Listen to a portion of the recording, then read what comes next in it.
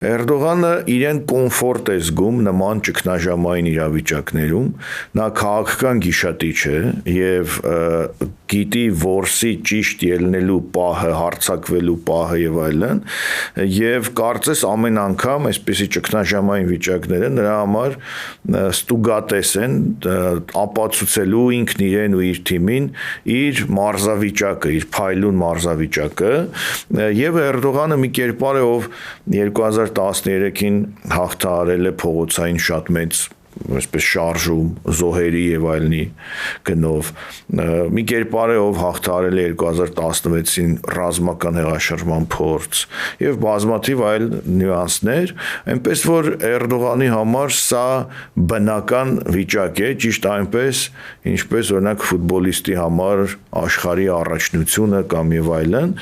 եւ Էրդողանը չնայած իր տարիքին գտնվում է քաղաքական լավ մարզավիճակում